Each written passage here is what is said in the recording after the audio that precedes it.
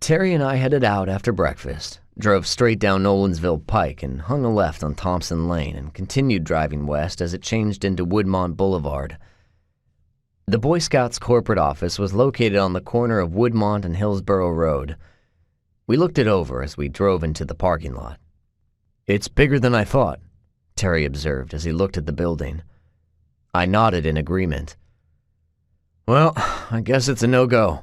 We can come back later when we have more people." "Hell, let's give it a try.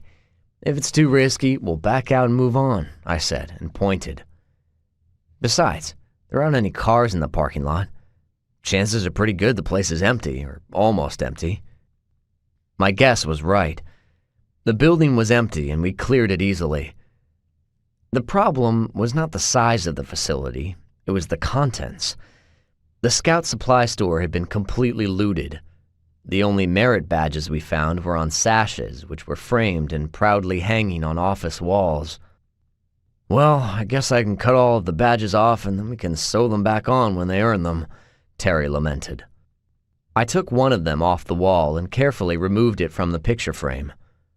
Holding it up, I looked the sash over.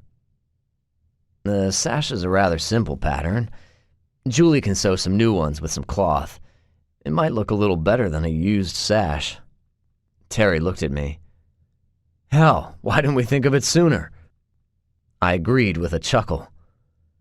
We were about to start a secondary search for anything we could find useful, but stopped when we heard the sound of a car outside. We traded a look, checked our weapons again, and stepped out quickly. We had our assault rifles rigged with front slings, combat ready where we could bring them up and start shooting quickly if needed. The two of us exited the building and watched as a GMC Yukon Denali parked near my truck and 4 people exited. Their body language was tense, unfriendly. Terry instinctively sidestepped to the left of me. "Hello," I said while looking them over. The youngest one was a boy about my age. 2 of them, a man and woman, appeared to be a year or 2 older, and one was a man in his 40s. They were all black, and all were wearing black clothing, complete with berets and mirrored sunglasses. Their jackets were festooned with military ribbons and patches. They all had weapons and weren't smiling. There was a tense silence before the older one spoke. "What were you two doing inside my building?" he asked.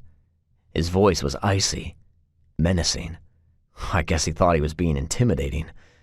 I looked at him with contempt. "Your building?" I asked. He nodded slowly, which I assume was supposed to appear menacing. "We charge a tax for using our property," he continued.